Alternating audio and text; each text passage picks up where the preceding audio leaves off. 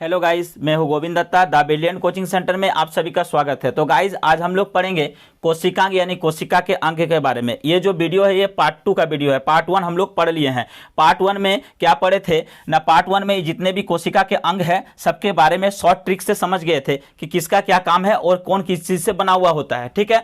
और उसके बाद क्या पढ़े थे हम लोग पार्ट 1 में ना, कोशिका भित्ति के बारे में पढ़ लिए थे, हाँ, और कोशिका झिल्ली और माइटोकॉन्ड्रिया, हाँ, यानी सूत्रकणिका के बारे में पढ़े थे।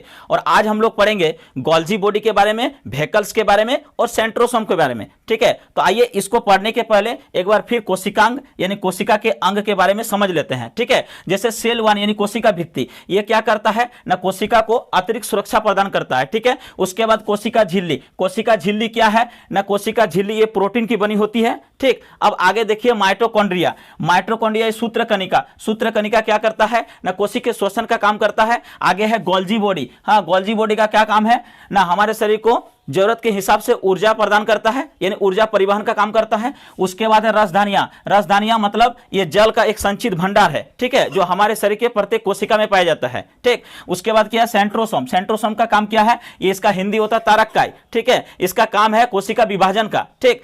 उसके बाद क्या है एंडोप्लाज्मिक मतलब होता है अंतर्द्रव्य जालिका, हाँ, ये दो प्रकार का होता है, एगो स्मूथ और एक होता है रफ, यानी चिकनी और खुरदरी, ठीक है। चिकनी का काम है वसा और कार्बोहाइड्रेट का निर्माण करना, और खुरदरी का काम है खुरदरी अंतर्द्रव्य जालिका में राइबोसोम पाया जाता है और उससे प्रोटीन का निर्माण होता है, ठीक है। उसके बाद आगे है क्या ना, न्यूक्लियस मतलब होता है केंद्रक, ये कोशिका के नियंत्रण का काम करता है। उसके बाद है राइबोसोम जो होता है ये प्रोटीन फैक्ट्री कहलाता है, ठीक है। कोशिका का प्रोटीन फैक्ट्री किसको कहेंगे, राइबोसोम के बारे में, राइबोसोम को, ठीक है। उसके बाद क्या है आगे लाइसोसोम जो है ये क्या करता है ना, जब कोई कोशिका काम नहीं करता है तो उस निष्क्रिय कोशिका को ये खत्म कर देता है, ठीक है। इसके पास एक चीज होता है उसका नाम है जल अपघटक एंजाइम, ठीक है। उसके बाद यहां देखिए इस कोशिका को आपस में सटने या सूखने से बचाने के लिए एक होता है जिसका नाम है कोशिका द्रव्य, हाँ, जिसको इंग्लिश में बोला जाता है साइटोप्लाज्म। और ये केंद्रक में भी एक द्रव्य पाया जाता है जिसको बोलता है केंद्रिका द्रव्य यानी न्यूक्लियोप्लाज्म। और ये दोनों का संयुक्त रूप होता है प्रोटोप्लाज्म, जिसको हम लोग जीव द्रव्य के नाम से जानते हैं, ठीक है। तो आइए हम लोग गोल्जी बॉडी के बारे में अभी विस्तार पूर्वक पढ़ेंगे, ठीक है। तो देखिए गोल्जी बॉडी यानी गोल्जी बॉडी का हिंदी नाम होता है गोल्जिकाय, ठीक है।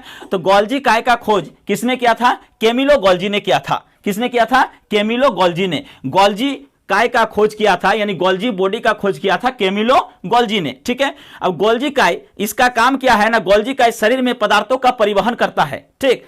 मैंने पहले बताया कि गोल्जी काय का काम क्या है, गोल्जी बॉडी का क्या काम है ना, शरीर में जरूरत के हिसाब से ऊर्जा का परिवहन करना, ठीक है। तो गोल्जी काय शरीर में पदार्थों का परिवहन करता है और गोल्जी काय शरीर में जरूरत के अनुसार सभी कार्यों को करने के लिए ऊर्जा का परिवहन करता है, ठीक है। ध्यान दीजिए गोल्जी काय का खोज किसने किया था, कैमिलो गोल्जी ने, ठीक। गोल्जी काय शरीर में पदार्थों का परिवहन करता है, ठीक है, और शरीर में जरूरत के अनुसार सभी कार्यों को करने के लिए ऊर्जा का परिवहन करता है, कौन, गोल्जी काय, ठीक है। आगे है वेहिकल्स मतलब राजधानियां, ठीक। तो हमारे शरीर के सभी कोशिका में छोटी छोटी राजधानियां पाई जाती है, ठीक। जो जंतु कोशिका में छोटी होती है और पादप कोशिका में इसका आकार बड़ा होता है, ठीक। आइए तो राजधानियां हमारे शरीर के कोशिका में जल को संचित यानी स्टोर करके रखता है, यानी जमा करके, ठीक है। हमारे शरीर के कोशिका में जल को जमा करके कौन रखता है ना, राजधानियां, ठीक है। उसके बाद आगे क्या है, यह जंतु में छोटा पाया जाता है, राजधानियां जो है ये जंतु में छोटा पाया जाता है और पादप में बड़ा पाया जाता है, ठीक है। ध्यान दीजिए कि मानव के शरीर में 65 से 80% तक जल पाया जाता है, ठीक। तो अगर मान लीजिए हमको प्यास लग गया, 1% जल की कमी हो जाएगा तो प्यास लगेगा, 2% में और ज्यादा प्यास लगेगा। इस तरह से अगर मानव का शरीर में 10% यानी 10% जल की कमी हो जाएगा तो वो आदमी डिहाइड्रेशन के कारण मृत्यु भी हो सकती है, ठीक है। तो फिर आगे देखिए हम लोग क्या पढ़ेंगे अब, सेंट्रोसोम का मतलब होता है तारककाय, ठीक। तो सेंट्रोसोम कोशिका विभाजन का काम करता है। सेंट्रोसोम का काम क्या है, कोशिका विभाजन का काम करना, ठीक है। अब देखिए कोशिका विभाजन सबसे ज्यादा कहां होता है, लीवर में। सबसे ज्यादा कोशिका विभाजन होता है लीवर में, और सबसे कम यानी नहीं के बराबर कहां होता है, ब्रेन में होता है। किसके कारण ना, एक बताए थे पहले वीडियो में कि उसमें 90% न्यूरॉन, ब्रेन जो बना होता है 90% न्यूरॉन का और 10% गिलियल सेल का बना होता है, और उस गिलियल सेल में सेंट्रोसोम पाए जाने के कारण कोशिका विभाजन का काम होता है। ठीक है, अब आगे देखिए, न्यूरॉन जो होता है ना, ये तंत्रिका कोशिका, न्यूरॉन का हिंदी नाम क्या होता है? तंत्रिका कोशिका।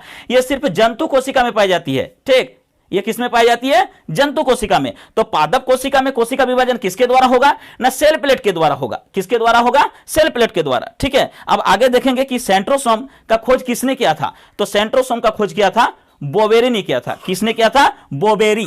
ठीक, तो इस प्रकार इस वीडियो में इतना ही।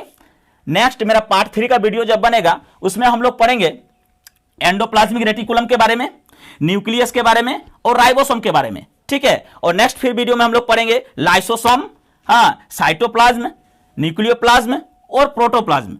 ठीक है, धन्यवाद।